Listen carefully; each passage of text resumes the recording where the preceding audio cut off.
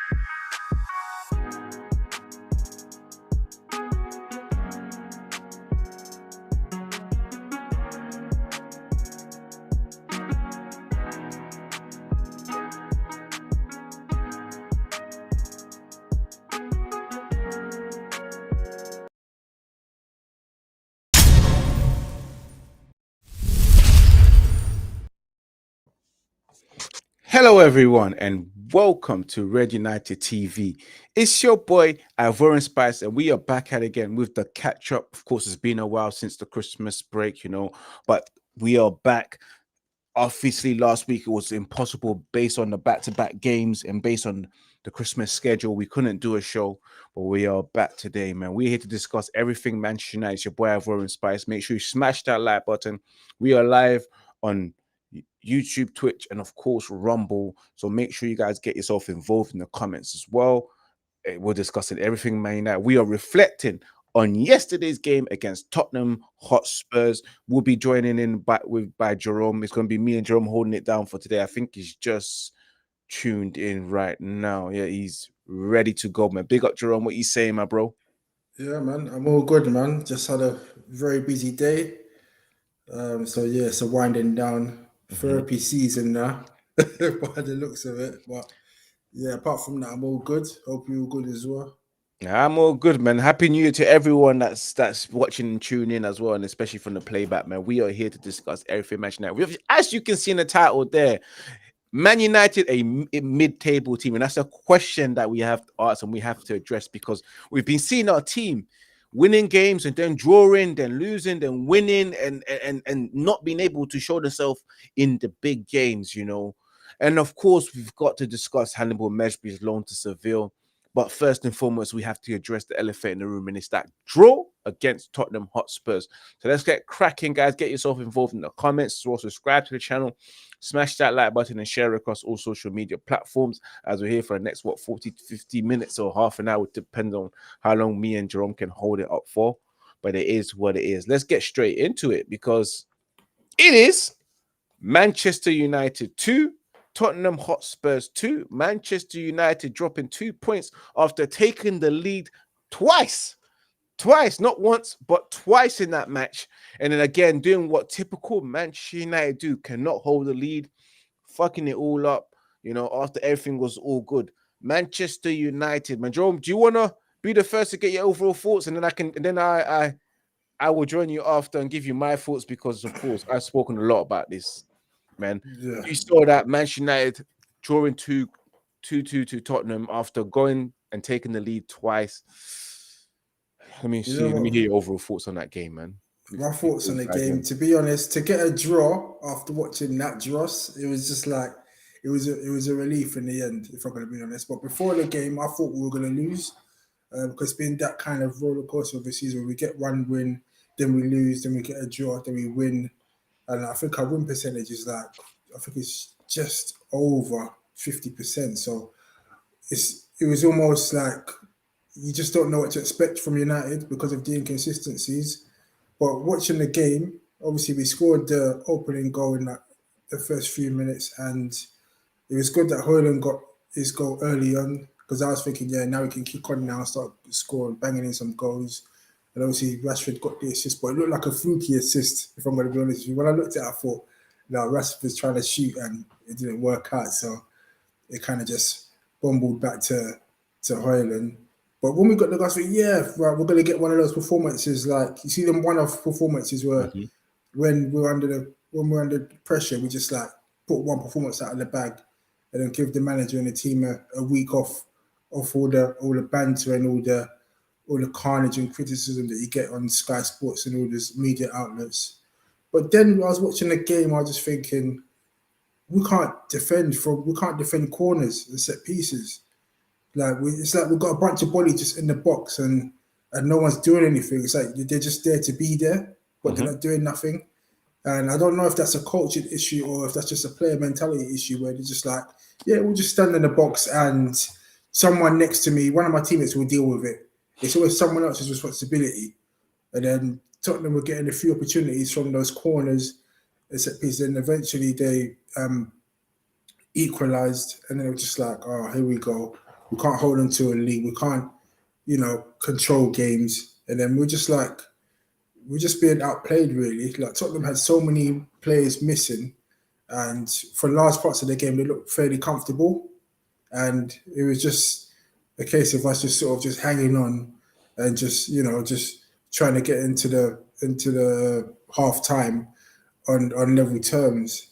But obviously we got the goal later on in the first half with Rashford's goal. I think that was his first goal since May last year at Old Trafford or something silly like that. Wow. And then when I heard that stat, I was just like, that is actually crazy. Like, literally, we're in 2024 now, and we're struggling to score goals. And when he did score, you saw his celebration, and I was just thinking, come on, it's not the time for all of that. We need to see out the game, and he could do all that after. But in the middle of a game, just focus on giving us a 90-minute performance and passing the ball and making the right decisions, and then we can do all of that after and see, I told you so. But for him to do that just shows that he's under pressure, and he's obviously looking at all the fan and media criticism that he's getting. So I can kind of see where he's coming from, but there's a time and a place for all of that gesturing to the crowds, because you're just going to make yourself look stupid, especially if we ended up losing the game.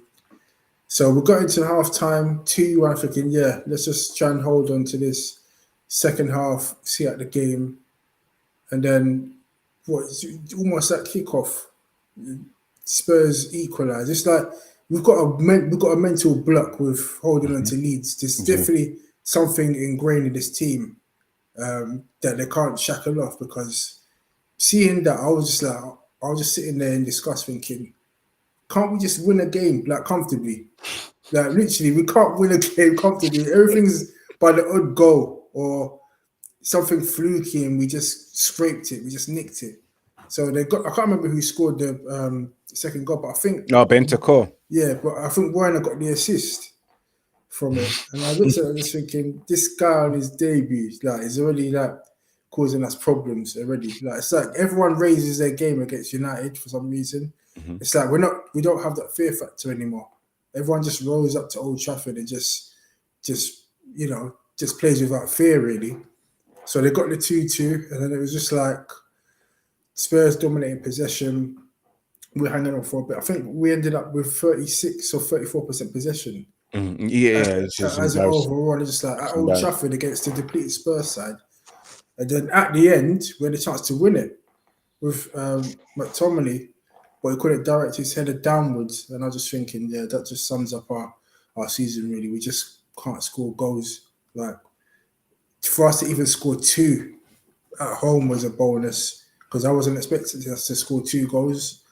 So all in all, reflection of the game, I think on the balance of play, Spurs they'll be more disappointed than us for not going away with 3 points.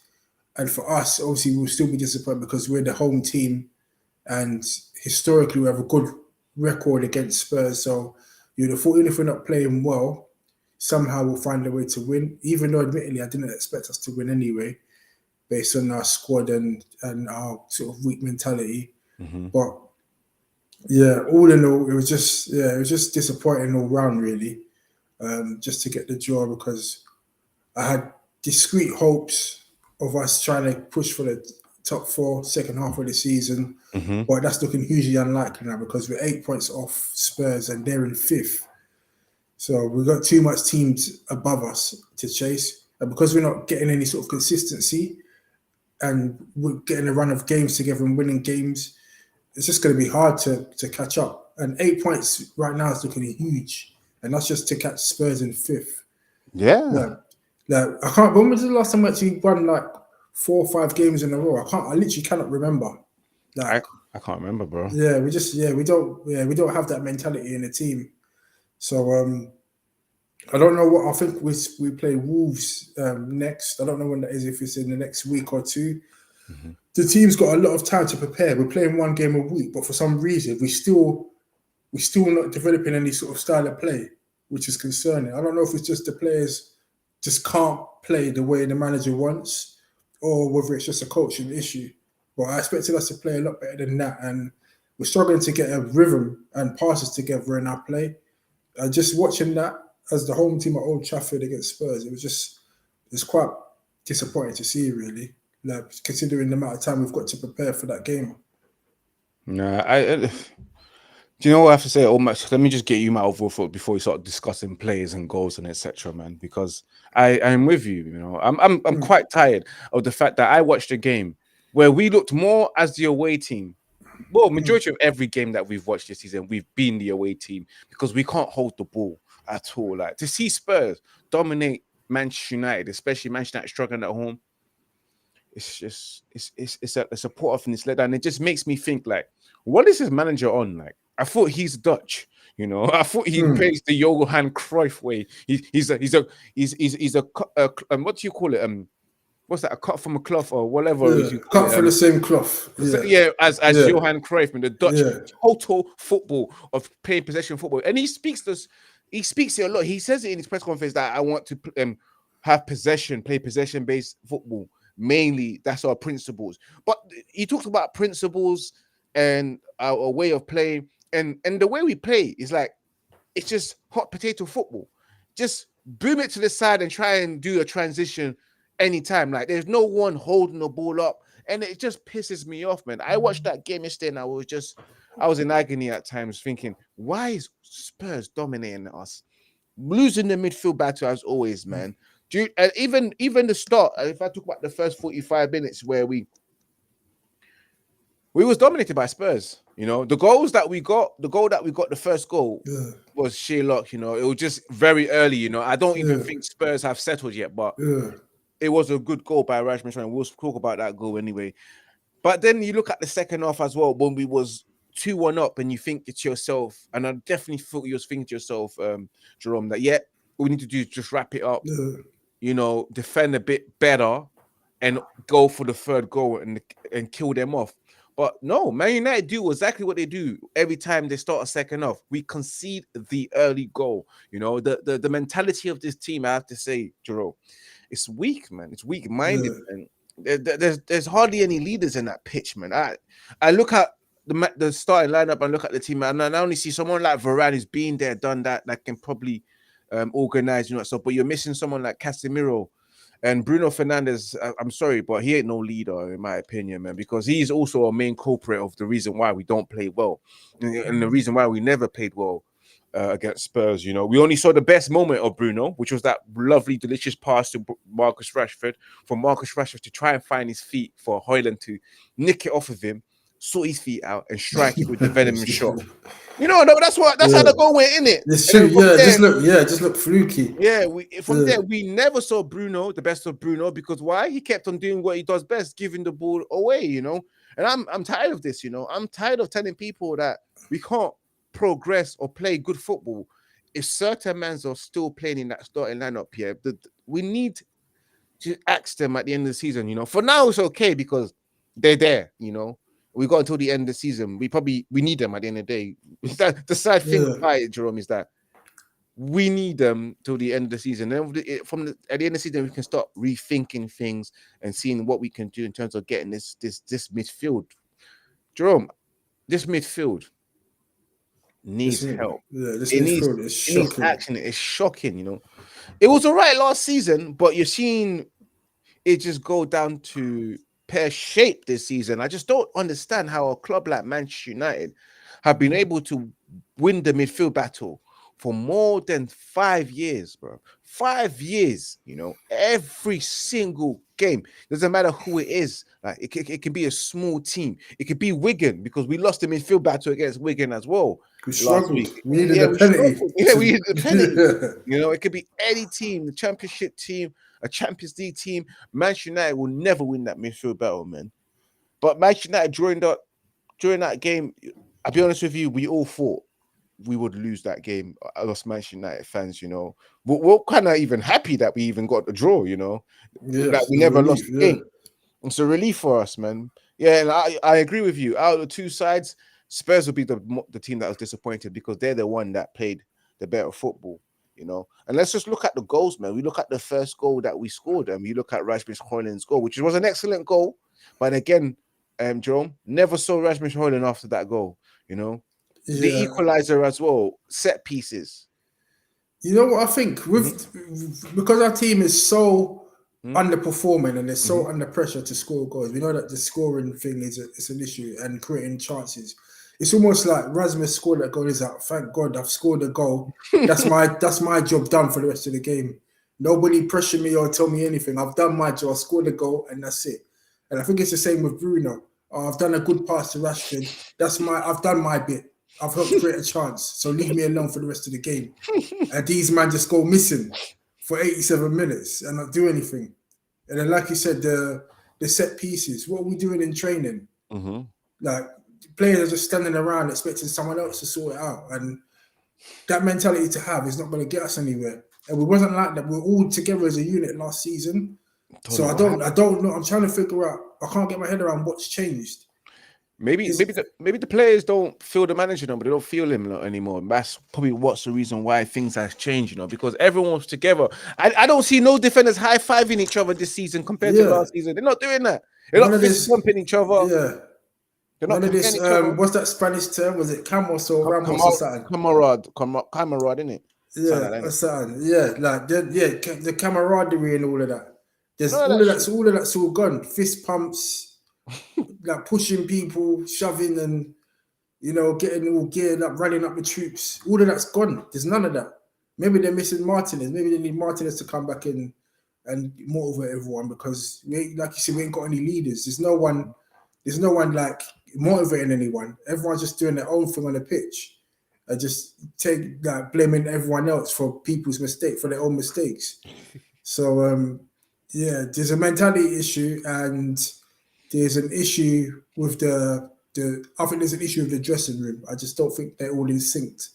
Everyone's got their own agendas in that team, and you can see it on the pitch where they're not playing as one. They don't know when to pass, when to shoot. There's no passage or pattern of play that we can identify with. Everything's just all random and just do whatever you can in it. And if you score, well done. But if not, then try again. It's not like strategic in what they're doing. And it's just like, we got a draw, we were lucky, but just freestyle.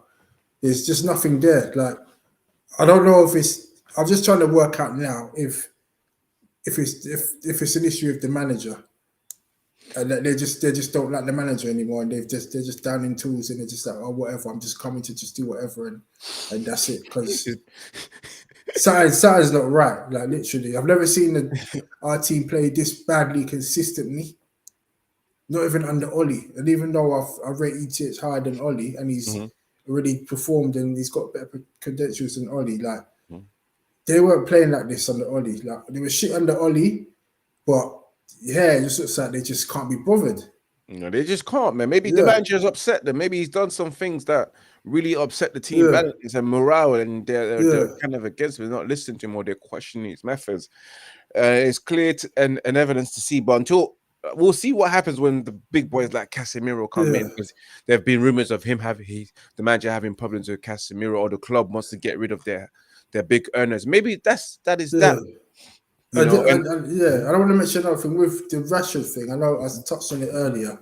Like, that celebration that he did, like, I totally just thinking, like, what was the need for that? You're doing that to your own fans, your fans that are supporting you and trying to get you to score. And what was he copying his ear or something? What did he was doing that.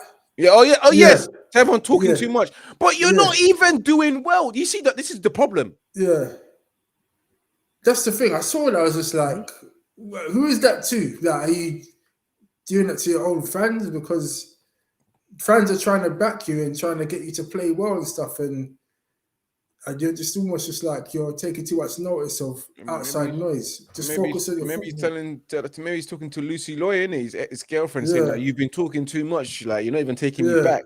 Maybe that's who he's talking to. Yeah. But one thing I have to say, that if he's doing that, then you're completely aware that you've been playing shit. Yeah. You want to be doing a Harry Maguire and cupping your ears or doing all of this, like you men are talking too much about me. But that's the thing. That's the problem. That's when I say he's not taking ownership of his performances, because he's been poor. He's a passenger, basically. Apart from that goal, he's just a passenger. Like, even when he's in the box, you know, when we're defending corners and stuff, I see him. I've watched him closely. He's just in the box, just there to be there. He's not doing nothing. He doesn't go for challenges. He doesn't like win duels. Like, he seems like he's got a problem or issue with heading the ball. I don't think he wants to head the ball. There's something not right about this heading issue. And if he's not running at defenders, then what input is he having to this team? He doesn't track back. And he doesn't like know when to pass or when to shoot at the right time. It's just like everything's just like off the cuff. There's no structure in his play. And he's 26 now, Rashford, and I don't know if he's ever going to improve. He's never going to improve. It's the footballing IQ that can never improve. You know, the brain will never get more intelligent on the footballing pitch. And the funny thing about it, Jerome, he can be doing all of that. But again, another game where Marcus Rashford had a poor performance despite the goal. Like his decision making as well, trying to beat the players. He couldn't do that, you know. There were so many frustrating moments, man. But let's move up from Marcus Rashford and let's talk our goalkeeper, Andre Onana, who cost us the lead, in my opinion, because another game where I just don't know, Jerome. It's like every goal we concede, Andre Onana looks stupid in goal. He looks stupid in goal. No, but it's the truth, though. He does. Yeah, he looks I saw that second goal. He just like that. It's just like I looked at that. Just go to the African Cup of Nations, relax when the goal goes in. He dies. He probably dies after the goal goes in. That's literally. I'm not even gonna lie to you. I've backed him, but I've kind of had enough of him now. I've lost patience. I just want to see how the second keeper is, because he should be Onana should be at the African Cup of Nations, and then our second keeper should be having a run in the team. And we should be making use of the squad. Like, Egypt is not making use of doing squad rotation, like what top managers should do. I just don't understand why he just didn't tell Onana, just go to the African Cup of Nations, and we've got it covered. We got it covered, because let's be real, we look at the past game. He was shit at Tottenham. We didn't really need him against Wigan because he didn't do anything. We needed to see what our second choice goalkeeper is like, because the next game he will be playing, and I don't want to take that risk now. He's lacking match fitness. He hasn't played since he's come here. The best ideal time, Jerome, was to play him in the FA Cup where Onana did nothing. So what was the point? And then getting ready for the Spurs game and see what he's about. But now I'm scared because he's the unknown now. We're going into the unknown when it comes to Bayinda. But again, Andre Onana, I've made up my mind. He's not good. Let me just get to the comments before I get your thoughts on Andre Onana, man.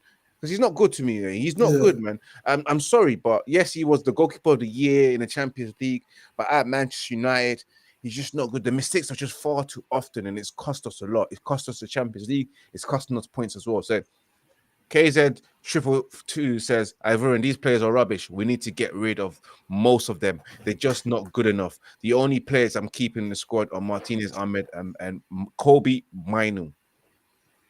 Stephanie says, I've been saying it all season and this season. If Bruno, Rashi, and Scott on the pitch at the same damn time, we are effectively playing with 8 or 9 men. There is no I in team. Yes, there is no I in team, but for some reason, with Marcus Rashford and Scott McTominay, there probably isn't. They'll tell you there's an I in their name, even though you can't even see an I in their name. They play for themselves, man. And of course, KZ 222 says, Ivor, which player are you keeping in the squad?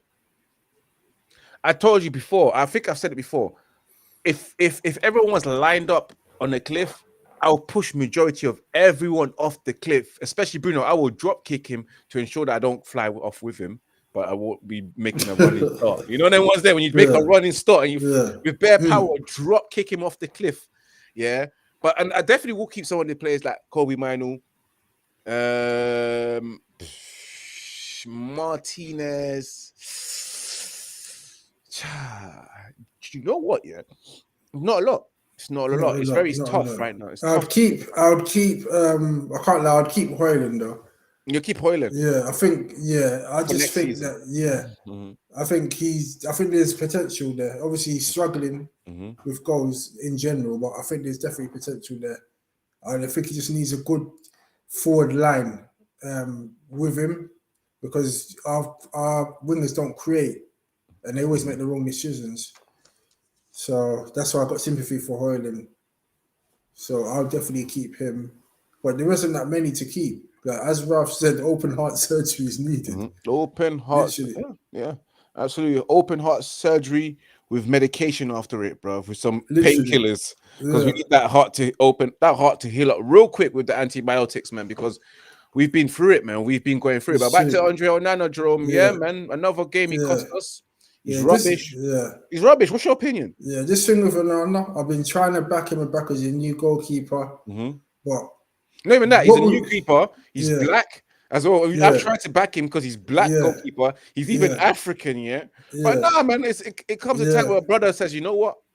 Yeah, because you know the funny thing is, I thought we brought him in for his passing ability, passing up from the back and distribution and stuff, but I'm beginning to question whether he actually has genuine good distribution. Because some of the passes he was doing yesterday was off. I was just like, is it just that the pressure's getting to you, or was the time that you had with Inter a fluke? Because what I saw with Inter last season, I'm not seeing it now. I'm just seeing I'm more seeing like a player that used to be a defender, is that just playing in goal as an emergency keeper.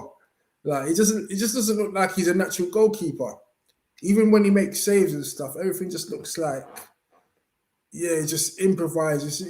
How do I explain it? It's almost like just random. Yeah, I'll just go in the goal for 5 minutes just to hold the fort, sort of thing. And whatever happens, happens. That's what it looks like. And the goals that they scored, it's almost every time that we can see the goal, like he just looks like he's in no man's land. It's like it's just easy for the opposition to score, if you get what I mean. It's like his might as well not even be in goal. I don't know. I think it's also a concentration thing, because I don't think he's highly concentrated. You know, the goals he's conceded, and I believe, at Inter, obviously he's a different goal. I think Inter was well set up to mask his deficiencies and his weaknesses, because again, this is Inter Milan, a strong defense. You know, they got someone like Bastoni. They got defenders in there, top draw defenders who know how to organize themselves as well. And even the midfield, I can arguably say that Inter's probably a better team than Manchester United. So he had those top defenders to mask his flaws, but his deficiencies are just not good enough, man. And another thing as well, he doesn't come off his line that much. And we used to criticize De Gea for that, to just standing on the goal line and not coming out and commanding the box. Like I personally think that his confidence is just shot. Like he came in thinking that I could replicate what I did at Inter Milan, but the pressure at United is just a different scale altogether. Mhm. And the only thing that I've got in to give him the benefit of the doubt is that historically, when our top goalkeepers have retired and left the club, it's been Yeah. hard for us to replace them. Mhm. It happened with Schmeichel. I think we needed like 3 or 4 goalkeepers before we got the right one. Mhm. And I think maybe because we've had the gear for so long, for 12 years as our established goalkeeper, it might be something similar. Maybe not as dramatic, Yeah, you're but right. Mhm. we definitely need I think we definitely need to get another new number one goalkeeper. And I think we're gonna have to just cut the losses if we're gonna be honest with you. Jerome, I'm with you. I think at the end of the season we're gonna have to just reconsider and look Yeah. about this goalkeeper situation because it's costing us a lot. You know, Man City did it. You know, Yeah, they they brought did what's it. in Yeah, him, exactly. and they said, you know what, bun this, bring in someone else, bring in Edison. We found the right one. Yeah. Goalkeepers is the hardest to replace as well Yeah. because they set the foundation. And let me just get back to the comments as well. We got big ups to Stephanie that says Onana will get heat if United don't keep a clean sheet, just like Hoyland if he doesn't score too soon on both. In my opinion, KZ 222 says Ivorian man said we'll drop kick Bruno first off the cliff. I'll do the same. I think a lot of people will do what I'm doing. You know, I'm not gonna lie to you. You know, big up Gemini the photography. He has embarrassed us too many times in one season. You know, honestly speaking, you know, like it's embarrassing with Onana. Sometimes I'm like, that's not my keeper, bro. Like you know, the ones you start to deny him. Yeah, Like, you know the ones where yeah. everyone's onto me to say, let me just keep quiet. I know he's shit, but Like I've said stuff like, yeah, you guys, man, we've got a goalkeeper or football's about to transform. Man, them are sending clips and receipts saying, like, you know, you said this, you know, I'm denying it. Like, I got caught in 4K. I'm seeing myself saying that, yeah, Nana's going to be the guy that transforms our football and all that kind of stuff. You know, it's the pioneer, the foundation, you know, when we first signed him. And now I'm denying what I said, man. Stephanie says, look at Spurs' first goal, who missed a header at the near post to allow Pagans to score. It was Rashi. I think he doesn't like heading. Why is he dead? I don't even know why he's dead. Yeah, he's right. You know, why are you at the back post if he can't even header? And I know Rashford, he probably closed his head to try and header it because that's what he does, man. Moving on from Onana as well, it was we saw an interesting thing. We saw Aaron Wan-Bissaka play left back and Dalot playing right back. You know, what did you think about that, Jerome? You know, especially their performance because Aaron Wan-Bissaka did all right playing left back. It's weird, and I don't know why my manager's doing that. I mean, our manager. Yeah, I saw it. He did all right, to be fair, but I was just looking at it, just thinking, it's just desperation tactics. Like, come on, in the big game, this was a must-win game to try and get the gap to Spurs to 5 points, and all this chopping and changing, like Wan-Bissaka to left back, because we know that Aaron's not really good attacking wise, and I was thinking, what's he gonna do bombing forward? Like, I just didn't get it. I didn't get the tactics behind it, and sometimes I just get the impression that the manager's just like he's just doing random shit and just hoping for the best. To be honest, like I thought better of the manager to make these sort of changes. To be honest, like you said, he didn't do too bad. There wasn't nothing wrong with it, but it's like we've never seen Aaron Bissaka play at left back. Why all of a sudden you putting him at left back now? It's just everything's just coming across a bit desperate.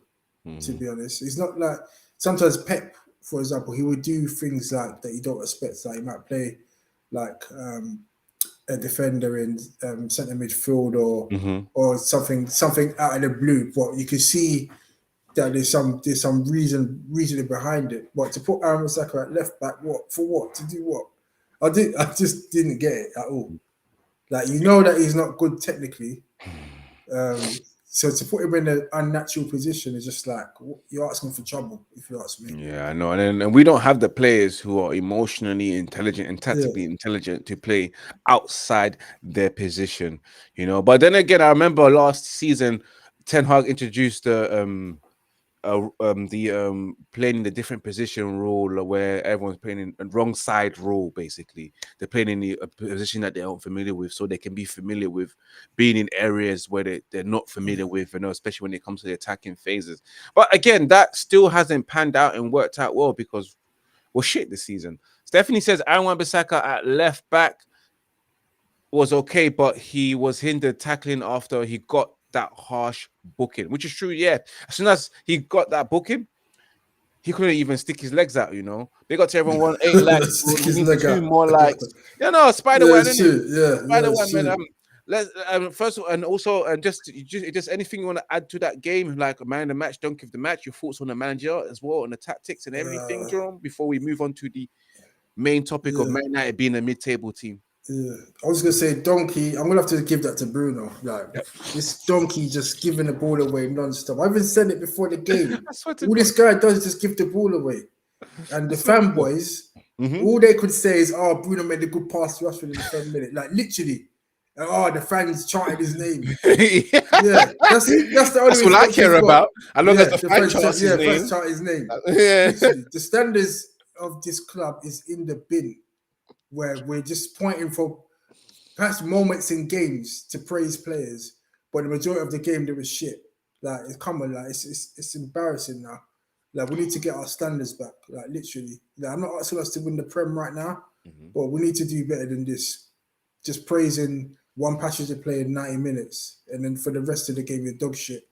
So Bruno's definitely the donkey of the match, and it's poor captain, and we need change. That we need change for next season. But obviously, as long as the manager's each his hair, I don't think he'll change Bruno. So if that's the case, then don't expect nothing much next season after if we've got Bruno as our main guy as captain. Yeah. If we don't sign a real top quality centre attacking midfielder that competes with Bruno in that position, then I'm like, we're done. We're done for it, man. Because that's how I roll. You always have to have 2 quality players that can compete with each other throughout the whole entire season. Like no one can rest their laurels.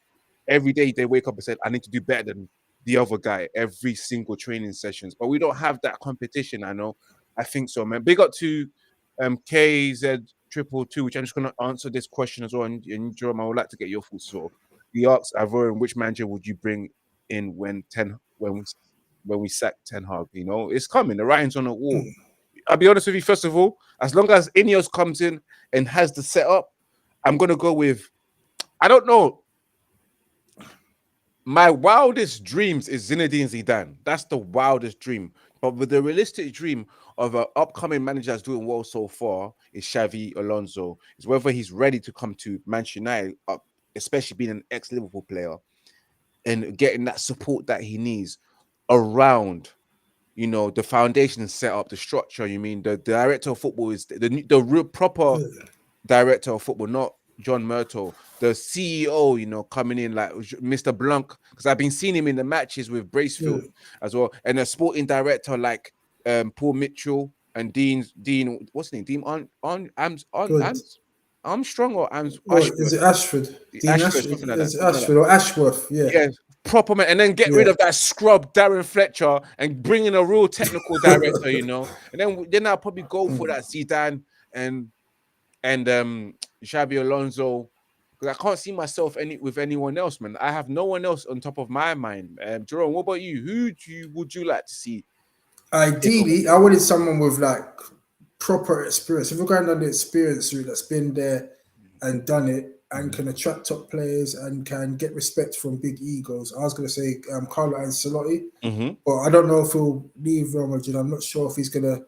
Apparently, he's linked with the Brazil national team. Would you leave? I personally wouldn't. Yeah, I wouldn't leave Real Madrid to come to this. Like, no, this is crazy. But he's the only one that I think that's capable of coming to the club and getting this demanding respect from players like instantly. But if we're not going down that route, obviously Alonso's a nice, exciting young prospect that plays good football, and he could be someone for the long term.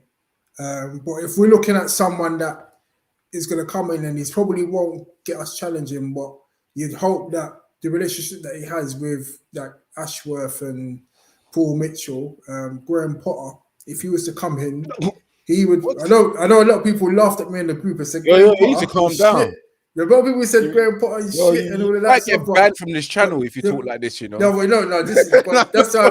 That's how I deliberately put him as third. That's how I put him as third. That's how I put him as third. But the reason why I said Potter, because he wouldn't be the guy to like win us leagues and stuff. Mm-hmm. But I firmly believe that relationship that he has with Mitchell and Ashraf and all those guys that we might get in our new setup, they'll be able to identify young talent that we don't know about. Because when he was at Brighton, he was bringing in like all this South American talent that have gone on to like big clubs like Casado and Cucurella, among others. And who else was it? McAllister. Like he's got a knack for getting South American talent, and I think we could do with that because we've been spending too much money on wasted spaces. Like, and I think that with his sort of like his eye for talent, we could like make good use of that because we've seen with ETH and Ollie that we just wasted money. So at least with him, he could help us to get identify young talent and start building something for the future.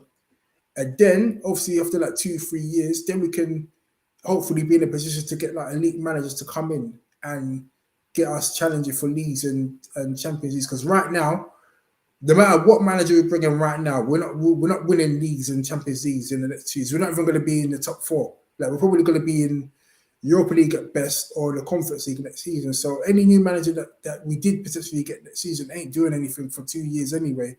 So you might as well just get someone in that's going to put the foundations in place for the next few years and then get an elite manager to come in. Because I was thinking about it, I was thinking Zidane, who else is there? Even like, obviously this won't happen, even like Pep or Klopp, they have to come to Man United now. You think they're getting top 4 with that scrub team? So we kind of have to be realistic because if them sort of managers come in, the fan base and the media are going to expect us to be winning Premier Leagues with that team, and that ain't going to happen with players that can't keep the ball and pass. So it's going to be a slow process. I've come to terms that we're probably looking at another 3 to 5 years before we even start thinking about challenging for leagues because we've got a lot of dead wood in this team that we can't get rid of, and they're refusing to leave, and no one wants. And that combination alone just tells you that we're going to be stuck with a lot of dead wood, and because we all want open heart surgery and we didn't get the Qataris in, it looks like we're going to have to endure this for a little bit longer, sadly. Yeah, sadly indeed, man. Big up to those in the chat as well. We've got Stephanie that says Bruno's not good enough. Top players rarely give the ball away. Absolutely, man. You look at Kevin De Bruyne comes, it makes a difference. You know, this doesn't kick the ball for 6 months and it makes a difference, an assist and a goal. Like straight up, he's not playing. He left off. He started where he left off, bro. Like just assist and goals. Stephanie also said that being United manager is a poison chalice. Yeah, it is, man. And KZ222 says Ivorian thoughts on Musiala. I think it could be out for the next 10-15. As long as we have structure in place and the foundation for Musiala to thrive, because we've seen a lot of players come here as for a lot of money and not do well, then yeah, I will go for top players. But let's come off this and move on to because we've got just about just under 10 minutes left. Where the main question is, I just wanted to get your thoughts on this one, Jerome, man. Do you think Manchester United are now a mid-table team? Yeah, right now. We're just trolling. No, right now we're a mid-table team. I can't even lie to you. The reason why I said we're a mid-table team right now, because think about, when was the last time we played well? Have we actually had a good game this whole entire season in the Premier League? Apart from Palace and apart from Palace, and that was in the Carabao Cup. And what else? A couple of what? The game against Aston Villa second half was very good. Second half, yeah. But we were 2-0 down. It was almost like, you know, like it's 2-0 down and you ain't got nothing to lose, so you just throw the kitchen sink at it. And Villa had chances to score more goals when we got the first goal back. So it was almost like, yeah, we got the win, we came back, but Villa could have easily got a draw or won that game. But apart from that, we haven't played well. There's been games that we've won that we should have lost. Like the first game against Wolves, I don't know how we won that game, but we somehow won it 1-0 and we had an empty midfield with Mount and Bruno and Cass, and that we've never seen that starting midfield again. And we've just been playing poorly. We played a good 20 minutes or so or some Spurs against Arsenal at the Emirates. But all in all, like, we've lost 9 games in the Premier League, and I'm pretty sure, like, in most seasons we don't lose that We don't lose 9 games in the whole season, and we're just over the halfway mark. We really lost 9 games. So based on that, we're definitely a mid-table team. And the fact that we're 8 points adrift of Spurs, who are 5th. Spurs are not even in the Champions League place, and we're 8 points adrift of them. So, yeah, we're basically a mid-table team. And if you look at the table, like right now, Chelsea are on our necks. They're only 1 point behind us, and they've got a better goal difference than us. Yeah. Can you imagine Chelsea been losing every week? Every time I see the score now, I see Chelsea have lost or drawn. But for some reason, they're only a point behind us with a better goal difference. And they were like mid-table. They were like 12th, 11th, 10th. And now they're like, I think they're like 9th or 8th and just 1 point behind us. So one more defeat for us now, we could end up in 10th place if we lose against Wolves away and the results go against us. So based on that, we're a mid-table team until further notice. Like, I can't even beat around the bush. I can't even try and sugarcoat it. -5 goal difference after what 21 games played. -5 goal difference. It's embarrassing. And we're trying to confirm if we're a mid-table team. There's teams that are like what 12th or 13th that have got a better goal difference than us. Like, we were embarrassing. We were a shab. Sometimes I can't even bear to look at the table just to see that goal difference. Like, we're mid-table mediocrity. Absolutely, man. The fans, a lot of the fans are happy with that, or shall I say, content with it, cheering on the likes of Bruno that give the ball away 30 times a game. Like, it's embarrassing, literally. Like, people might think that I hate Bruno. I don't hate him, but nah, man, I just don't think he's hate. Yeah. I just watch him every week and I see the same thing every single week. The guy's coming on to 30 and we're seeing the same thing every week, just giving the ball away and putting the team under pressure. Like, that's why I got sympathy for the team. Imagine like your captain keeps giving the ball away and you're having to constantly defend and defend and defend. It's tiring. Defending is tiring. I'm telling you right now, you see me and Bruno, we'll be fighting every match in the locker room because I'd be like, I've been standing there for 10 minutes and I've been asking for the ball, but you keep sparing it away, bro. I'm free all the time. Like, seriously, if I was a striker and I was a world-class striker, I would hate playing with him. He's a worst number 10 that you could ever play with. All these chances created stats, nonsense. You don't create chances. Like, I watch the games and just like, where are these stats coming from? How can you be creating loads of chances and we've only got -5 goal difference? Like, you can't. That's not on the. That's for me. That's not on. Obviously, the forwards need to be scoring goals, but from what I'm seeing, the forwards are not getting that amount of chances to be able to score these goals to get us a better goal difference because we're not creating that much chances. Obviously, it's not just on Bruno; it's the wingers as well. But he's the captain, so he's going to get more scrutiny. Right now, he's shit. There's nothing more to it, to be honest. And big up Stephanie that says United cannot beat anyone by more than 2 clear goals. Last season, 58 Premier League goals. Can't see us beating this season. 6 at the very best, the way we are going. And Stephanie said something so funny. She said -5 was the temperature, not our goal difference. And it's cold in London. It's cold. It is technically -5 in the morning, man. But man. And to end that as well to what you've just said, definitely I feel like we are a mid-table team for the mere fact that we're not consistent. We've lost a lot of games, and whenever we come up against mid-table teams, we are also struggling. And then whenever we play against the good teams, we end up losing. So I'm with you on that. We are a mid-table team, but big up to everyone that's tuning in today. We was going to talk about the Hannibal, but it is what it is. Let's just leave that. We have come to an end. We said everything that we need to say. We spoke about the Man United game and also Manchester United being mid-table team. Big up to everyone that's tuning in today, miss. As always, smash that like button, subscribe, and share across all social media platforms.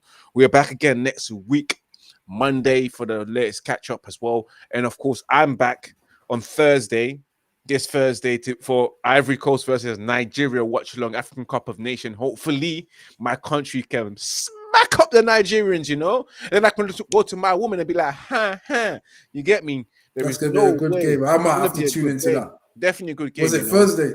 Thursday. I Yeah, can't that's remember it. whether it's the 4 p.m. or the 8 p.m. kickoff, Yeah, but it might be the main match, which will probably be at 8 p.m. yeah. Hopefully it's 8. So that Hopefully because it's 8. work and stuff, innit? It's good for me. You know what I Yeah, mean? But big up to Stephanie as well. That said, great yeah, show, lads. Big up to KZ222, Gemini photography as well. Anyone else that's posted their comments, big up to everyone. It's been a good show. We'll see you next time, especially Thursday. And I'm back tomorrow as well on Sarcasm City TV. So we'll definitely be cross-streaming to Red United TV. So make sure you guys tune into that. It should be 4:30 p.m., which will be cross-streaming onto to this platform. So it'll be showing on Sarcasm TV, but it's also cross-streaming on Red United TV as well. So as always. But big up to everyone that's tuning in right now. As I always say, remember to keep it united if you can, but always remember to keep it Red United TV. Peace and love from me and Jerome, and we'll see you next week, guys. Take care and God bless. Take As care. always. Peace.